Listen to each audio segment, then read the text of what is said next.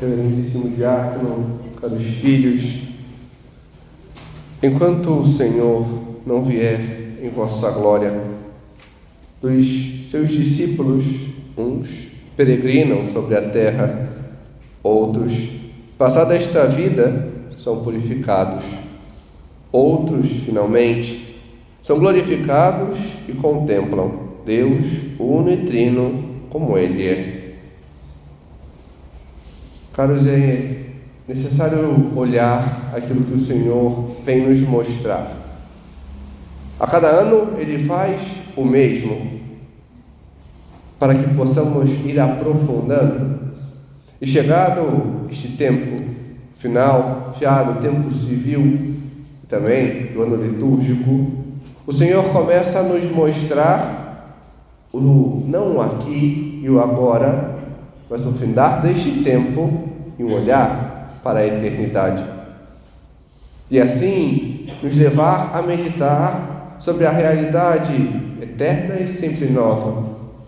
Novíssimos, essas 5 realidades que tocam a morte, o juízo, o céu, o inferno e o purgatório.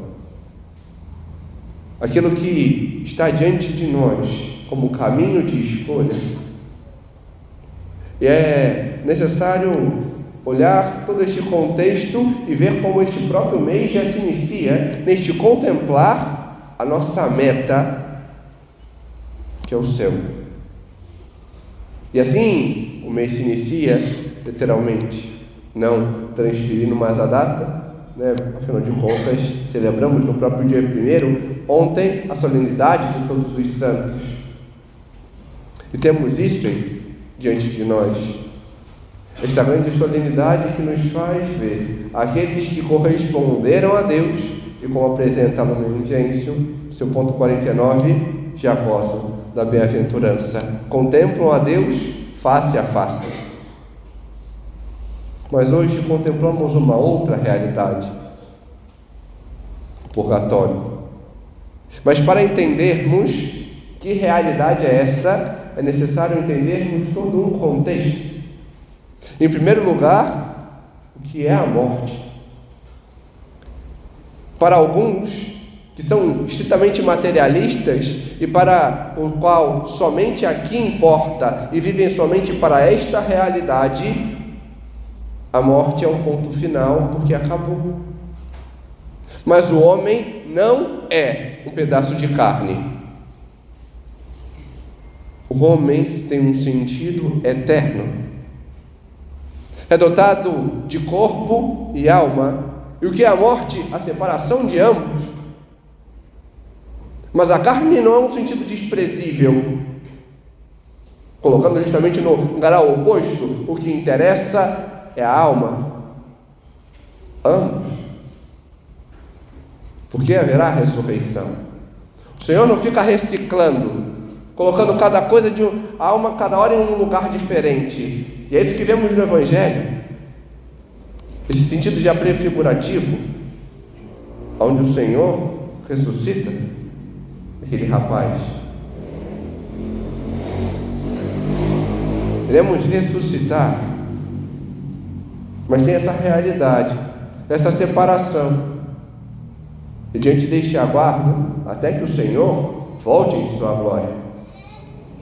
E após a morte, de modo imediato, teremos o juízo. E alguns podem olhar isso com pesar. Deus, com o martelo que julga, que condena. Não. O que é o juízo?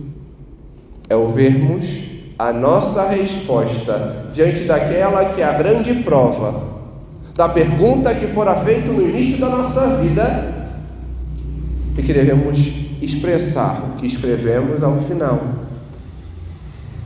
E que pergunta é essa? O que eu quero? Deus nos pergunta isso. E os nossos atos, este tempo que temos nesta vida, é para respondermos a isso a Deus. Esse é o juízo. A verdade é que Deus quer a todos no céu. Deus quer a todos nós junto dele. Mas Deus não é um tirano. Ele não tira a nossa liberdade. Ele respeita aquilo que decidimos. Se nesta vida decidimos estar com Deus, buscarmos um estado de graça, correspondermos à sua vontade, teremos por fim da nossa resposta que escolhemos a Ele. Teremos o céu. Teremos a salvação, melhor dizendo.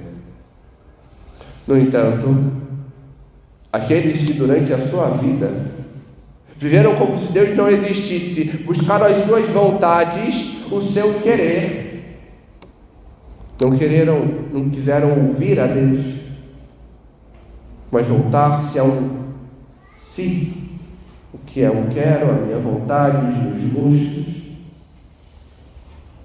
Aqueles que assim se afastam de Deus, ainda que esquentem os bancos das igrejas, mas se não se deixam converter e mudar,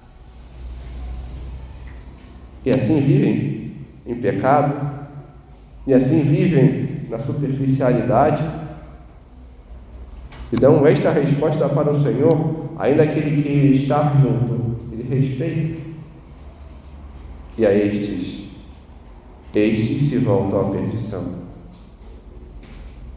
Mas, como dizia, escolher a Deus, ser salvo, não é sinônimo de céu, não imediatamente. Como assim, Padre? Quando pecamos, o que é o pecado? É esta mancha na alma que nos distorce, como se tivéssemos uma folha de papel que amassássemos. Assim que fica. Mas quando, depois de batizados, buscamos o perdão, quando a gente estica a folha, ela está cheia de ranhuras. Assim fica a nossa alma. Eu fui perdoado, posso usar a folha, mas eu tenho ranhuras. E para que essa folha fique perfeita, reta, é necessário passar, tirar as ranhuras. E podemos fazer isso durante a nossa vida. Como? Temos, por exemplo, na quaresma, o jejum, a abstinência, as nossas mortificações, que são meios. Aceitando também as mortificações passivas que recebemos, uma doença, uma contrariedade, uma humilhação. Temos as nossas orações, temos as indulgências, esta busca aonde Deus abre o tesouro de graças da igreja e nos dá esta retificação parcial ou total daquelas ranhuras. Só que para isso temos este tempo. Quando neste tempo da nossa vida não conseguimos deixar perfeito, Deus, em sua justiça e em sua misericórdia, Ele nos dá um tempo em meio à eternidade, o purgatório. É isso o purgatório, não é um castigo, não é Deus que é violento, é a alma que, diante do chamado de Deus de sermos perfeitos, de correspondermos a Ele, quer unir-se a Deus de modo perfeito.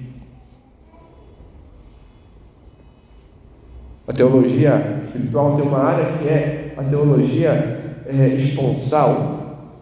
No sentido esponsal, imaginemos uma noiva que chega no dia do seu casamento, com o cabelo desgrenhado, vestido rasgado, a maquiagem borrada e toda suja.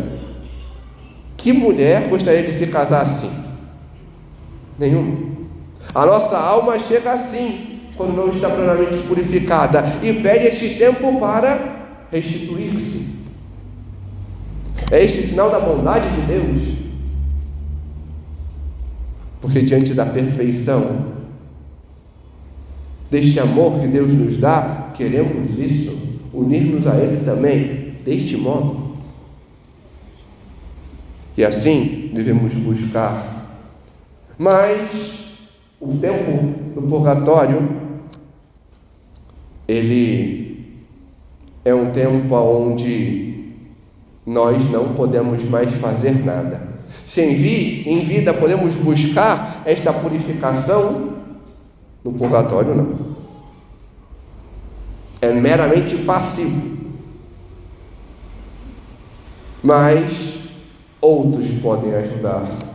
Nós, a igreja que milita, que segue nesta vida em busca da pátria celeste, nós podemos ajudar estes nossos irmãos que já estão na eternidade em um caminho de purificação. Como? Temos, por exemplo, este contexto que hoje vimos na primeira leitura, deste ato de crer na vida eterna e oferecer sacrifícios. Qual Judas Macabeus faz essa coleta para fazê-lo. E assim, temos, por exemplo, este costume, a missa de 7 dias, de um mês, de anos. Oferecer as nossas penitências, nossas comunhões, oferecer nossas orações por estes. Mas também, nestes dias, de ontem até o dia 8, podemos oferecer indulgências a estas almas. Tirá-las deste caminho de purificação, dando a elas este meio, por meio das indulgências. Como?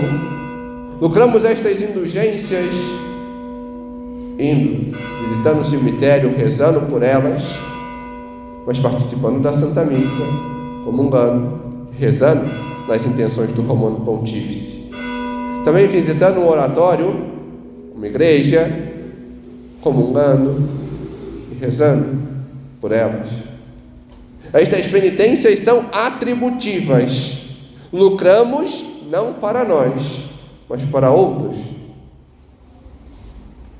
Esse sinal de bondade, porque é um dever nosso. Porque devemos entender aquilo que São Paulo fala, o que ouvimos na segunda leitura. Tudo nós somos para Deus. Morrendo ou vivendo, vivemos e morremos para Ele, diante da busca da unidade com Ele. E queremos, se amamos o Senhor, que muitos se unam a Ele. E por isso é nosso dever levar tantas e tantas almas para Deus. Por isso busquemos esta unidade, esta perfeição, entendendo aquilo que ouvimos no Salmo. O Senhor é indulgente e favorável. Ele suscitou em sua igreja este tempo para podermos fazê-lo, para termos este ato de amor e generosidade, que saibamos fazê-lo diante do nosso empenho, mas ao mesmo tempo saibamos nós também lutar por Deus, lutar pelo céu. Não deixemos ir nos afundando. Busquemos esta unidade com o Senhor, estar sempre em estado de graça, não de vez em quando, não uma vez ao ano, mas mais. Aprendamos com estes nossos irmãos, que já contemplam o Senhor face a face, e aqueles que se purificam a amar a Deus, a buscar o Senhor e a corresponder àquilo que Deus nos chama a ser. A Virgem Santíssima, ela também intercede por nós, ela luta por nós, para que sejamos santos, para que estejamos com o Senhor. Por isso mesmo, na Ave Maria dizemos: roga por nós, agora e na hora da morte. Ela nos quer levar para Deus. Aprendamos a recorrer a ela, para estarmos unidos sempre a Ele, mas também acorramos a ela para que ela, como mãe, leve estes também seus filhos para o Senhor, para que assim possam contemplar o Senhor face a face, na alegria eterna. Glória ao Pai, ao Filho e ao Espírito Santo,